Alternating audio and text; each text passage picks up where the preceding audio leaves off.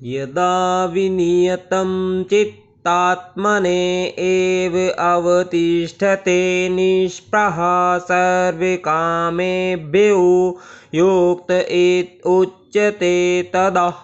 अर्थात जब योगी योगाभ्यास द्वारा अपने मानसिक कार्यकलापों को वश में कर लेता है और अध्यात्म में स्थित हो जाता है, अर्थात समस्त भौतिक इच्छाओं से रहित हो जाता है, तब वह योग में सुस्थिर कहा जाता है। तात्पर्य जानेंगे। साधारण मनुष्य की तुलना में योगी के कार्यों में यह विशेषता होती है कि वह समस्त भौतिक इच्छाओं से मुक्त रहता है, जिनमें मैथुन प्रमुख है। एक पूर्ण योगी अपने मानसिक कार्यों में इतना अनुशासित होता है कि उसे कोई भी भौतिक इच्छा विचलित नहीं कर सकती। यह सिद्ध अवस्था कृष्ण भावना भावित व्यक्तियों द्वारा स्वतः प्राप्त हो जाती है, जैसा कि श्रीमद् भागवत में कहा गया है। स वै मनः कृष्ण पदारविन्द्यो विन्द्योर्वञ्चासि वैकुण्ठगुणानुवर्णने करौ हरेर्मन्दिरमार्जनादिषु श्रुतिं चकाराच्युत सतक्थोदये मुकुन्दलिङ्गालय दर्शने दृशोः तद्भृत्यगात्र सपर्शे सङ्गमम् घ्राणं च तत्पादसरोजसौरभे श्रीमतुलस्य रश्मीनाम तदर्पतिः पादौ हरेः क्षेत्रपदानुसपर्णेः शिरो हृषीकेशपदाभिवन्दने कामं च दास्येन तु कामया यथो उत्तम सलोक जनाश्रयः रतिः।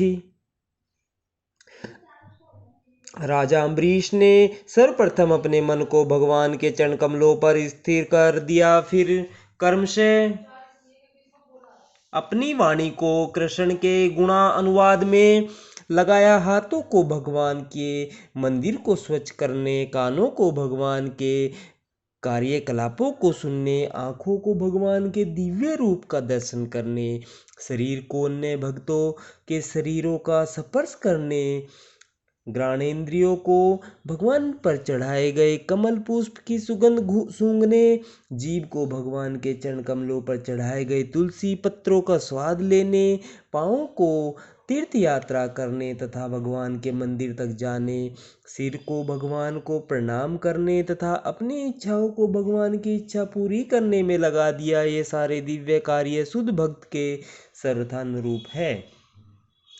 निर्विशेषवादियों के लिए यह दिव्य व्यवस्था अनिर्वचनीय हो सकती है, किंतु कृष्ण भावना भावित व्यक्ति के लिए यह अत्यंत सुगम एवं व्यवहारिक है। जैसा कि महाराज अम्बरीश की ऊपरी वर्णित जीवनचर्या से स्पष्ट हो जाता है, जब तक निरंतर समण द्वारा भगवान के चरण कमलों में मन को स्थिर नहीं कर लिया जाता, तब तक ऐसे दिव्य कार्य व्यवहारिक नहीं बन पाते। अतः भगवान की भक्ति में इन विविध कार्यों को अर्चन कहते हैं, जिसका अर्थ है समस्त इंद्रियों को भगवान की सेवा में लगाना। इंद्रियों तथा मन को कुछ न कुछ कार्य चाहिए। कोरा निग्रह व्यवहारिक नहीं है। अतः सामान्य लोगों के लिए, विशेषकर जो लोग संन्यास आश्रम में नहीं हैं, ऊपर वर्णित इंद्रियों तथा मन का दिव्य कार्य ही दिव्य सफलता की सही विधि है, जिसे भगवत गीता में युक्त कहा गया है।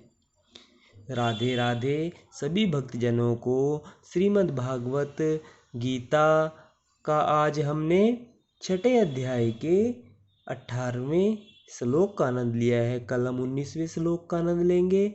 आप सभी हमसे जुड़े रहिए, और अगर आपको पिछले सभी अध्याय के सभी श्लोकों का आनंद लेना है तो आप इस चैनल पर जाइए और वहाँ से सब आप आनंद लीजिए और आगे भी सुनने के लिए हमसे जुड़े रहिए। राधे राधे, जय श्री कृष्णा।